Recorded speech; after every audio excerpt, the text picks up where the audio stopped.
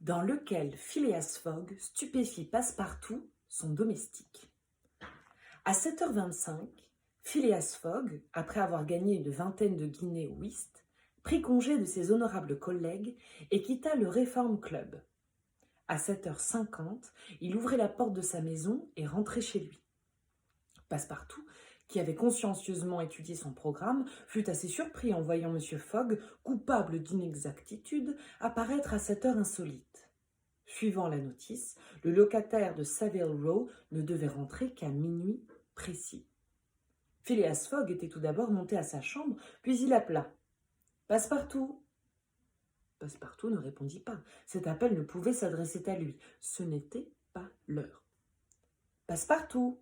reprit M. Fogg sans élever la voix davantage. Passepartout se montra. « C'est la deuxième fois que je vous appelle, » dit M. Fogg. « Mais il n'est pas minuit, » répondit Passepartout, sa montre à la main. « Je le sais, » reprit Phileas Fogg, « et je ne vous fais pas de reproches. Nous partons dans 10 minutes pour Douvres et Calais. » Une sorte de grimace s'ébaucha sur la ronde face du Français. Il était évident qu'il avait mal entendu. « Monsieur se déplace ?» demanda-t-il. « Oui, » répondit Phileas Fogg. « Nous allons faire le tour du monde. » Passepartout, l'œil démesurément ouvert, la paupière et le sourcil surélevés, les bras détendus, le corps affaissé, présentait alors tous les symptômes de l'étonnement poussé jusqu'à la stupeur. « Le tour du monde ?» murmura-t-il. « En 80 jours, » répondit M. Fogg. « Ainsi, nous n'avons pas un instant à perdre. »« Mais les malles ?» dit Passepartout, qui balançait inconsciemment sa tête de droite et de gauche. « Pas de malles. Un sac de nuit seulement. Dedans, 2 chemises de laine, 3 paires de bas. Autant pour vous. Nous achèterons en route. Vous descendrez mon macintosh et ma couverture de voyage. Ayez de bonnes chaussures. D'ailleurs, nous marcherons peu ou pas. Allez !» Passepartout aurait voulu répondre. Il ne put. Il quitta la chambre de M. Fogg, monta dans la sienne, tomba sur une chaise et, employant une phrase assez vulgaire de son pays, « Eh ben, se dit-il, elle est forte celle-là, moi qui voulais rester tranquille. » Et, machinalement, il fit ses préparatifs de départ. Le tour du monde en 80 jours. Avait-il affaire à un fou? Non. C'était une plaisanterie? On allait à Douvres. Bien. À Calais. Soit. Après tout, cela ne pouvait notablement contrarier le brave garçon qui, depuis 5 ans, n'avait pas foulé le sol de la patrie. Peut-être même irait-on jusqu'à Paris et, ma foi, il reverrait avec plaisir la grande capitale. Mais certainement, un gentleman aussi ménager de ses pas s'arrêterait là. Oui, sans doute.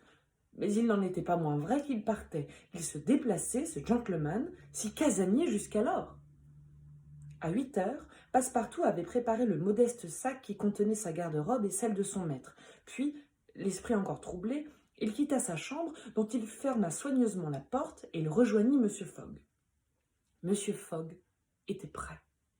Il portait sous son bras le Bratch's Continental Railway Steam Transit and General Guide, qui devait lui fournir toutes les indications nécessaires à son voyage. Il prit le sac des mains de Passepartout, l'ouvrit et y glissa une forte liasse de ces belles banknotes qui ont cours dans tous les pays. « Vous n'avez rien oublié ?» demanda-t-il. « Rien, monsieur. Mon macintosh et ma couverture? Les voici. Bien, prenez ce sac. » M. Fogg remit le sac à Passepartout. « Et ayez-en soin, ajouta-t-il. Il y a 20 000 livres dedans. 500 000 francs. » Le sac faillit s'échapper des mains de Passepartout, comme si les 20 000 livres eussent été en or et pesaient considérablement. Le maître et le domestique descendirent alors, et la porte de la rue fut fermée à double tour. Une station de voiture se trouvait à l'extrémité de Savile Row. Phileas Fogg et son domestique montèrent dans un cab, puis qui se dirigea rapidement vers la gare de Charing Cross, à laquelle aboutit un des embranchements du South Eastern Railway. À 8h20, le cab s'arrêta devant la grille de la gare. Passepartout sauta à terre, son maître le suivit et paya le cocher. En ce moment, une pauvre mendiante, tenant un enfant à la main, pieds nus dans la boue, coiffée d'un chapeau dépenaillé auquel pendait une plume lamentable, un châle en loques sur ses haillons, s'approcha de M. Fogg et lui demanda l'aumône. M. Fogg tira de sa poche les 20 guinées qu'il venait de gagner au whist, et les présentant à la mendiante, « Tenez, ma brave femme, dit-il, je suis content de vous avoir rencontré. » Puis il passa.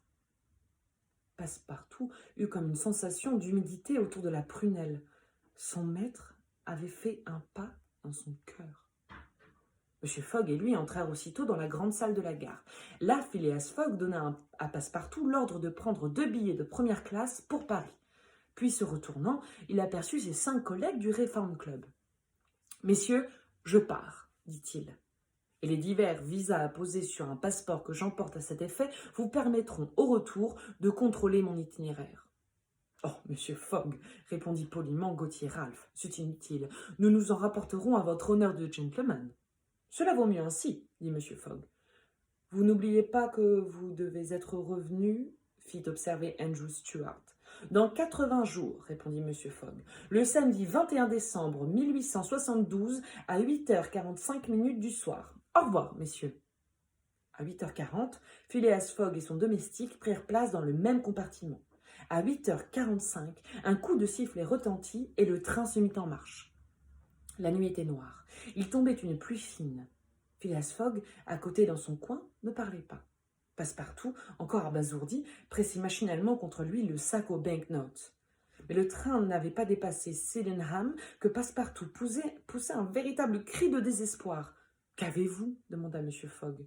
« Il n'y a que, dans ma précipitation, mon trou, j'ai oublié. »« Quoi ?»« D'éteindre le bec de gaz de ma chambre. »« Eh bien, mon garçon, répondit froidement M. Fogg, il brûle à votre compte.